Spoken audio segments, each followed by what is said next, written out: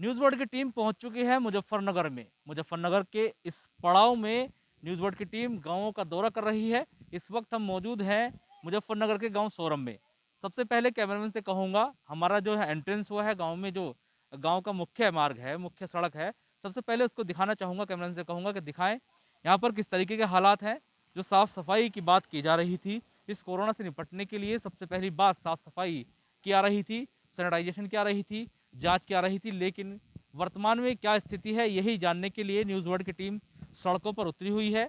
जहां पहले भी हमने गांव देहात के इलाकों को दिखाया, किस तरीके से वहां लोग रहने को मजबूर हैं और किस तरीके से लोगों को इलाज मिल रहा है और किस तरीके से जांच हो रही है, ये तमाम दिखाने की कोशिश की। लेकिन सबसे पहले यहाँ के जो धरातल के हालात हैं, कैमरे से कहूँगा साइड में दिखाएं। यहाँ तालाब नुमा एक खेत है जिसमें गंदा पानी भरा हुआ है और ऐसा लगता है इसकी सफाई काफ़ी समय से नहीं हुई। यहाँ मच्छर मक्खी और गंदगी के संभार को देखते हुए हो सकता है यहाँ बच्चे और जो बुजुर्ग उनको समस्या होती हो, यहाँ बीमारी पनपती हो। हालांकि साफ़ सफाई की यहाँ किस तरीके से व्यवस्था की गई थी या की गई थी नहीं की गई थी, इन तमाम चीज़ों को दिखाने के लिए हम यहाँ के लोगों से बातचीत करेंगे। हम आगे चलेंगे और जो यहाँ के निवासी हैं उनसे इस मुद्दे पर बात करेंगे। आखिर जो कोरोना से निपटने की जो प्रशासन बात कर रहा था, वो आखिर धरातल पर उसकी स्थिति क्या है। चलते हैं आगे, गांव की तरफ रुख करते हैं। हालांकि गांव के मुख्य द्वार के बाद जो सड़क है वो बेहतर है और साफ़ सफाई की बात की जाए तो यहाँ साफ़ सफाई यहाँ पर दिखाई दे रही है।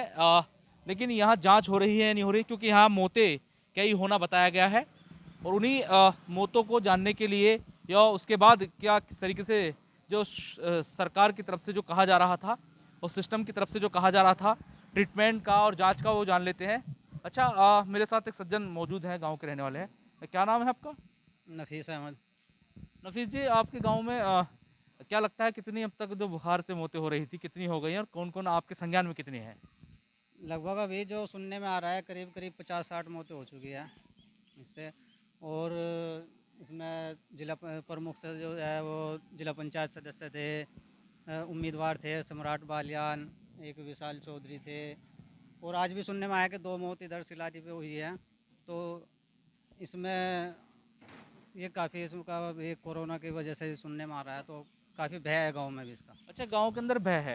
ये जो आपने मौतों का आंकड़ा बताया, ये क्षेत्र की बात कर रहे हैं, गांव ये की? गांव की जी, अपने गांव की पकड़ गांव रहे में हैं कितनी मौतें हुई? जी, जो सुनने में आ रहा है अभी। अच्छा, गांव में भय की स्थिति है। लेकिन क्या प्रशासन की तरफ से सैनिटाइजेशन या जांचों की जो बात की जा रही थी, हो पा रहा है नहीं? जी, उसके लिए सैनिटाइजर ने भी परसों तरसों सैनिटाइजर हुआ है गांव में। और जांच कब इधर इस महल्ले में तो अभी कोई ऐसी जांच हुई नहीं, लेकिन उधर सुनने में आया कुछ जांचें वगैरह हुई है। अब हुई है नहीं है वो उधर पता चलेगा। क्योंकि 60 मौतें आप बता रहे हैं, ऐसे में पूरे गांव की जांच होनी चाहिए थी और अधिकारी कह भी रहे हैं कि जांच कराएंगे और तमाम जो गांव के इलाके हैं उन पर मुख्य फोकस करने के लिए उत्तर प्रदेश के मुख्यमंत्री ने कहा है।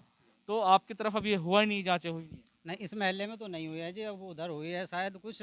और इसका तो अखबार में भी बहुत प्रमुखता से आया है कि गांव में इस गांव में इतने हर गांव में संक्रमित है, इस तरीके से की बातें चल रही है।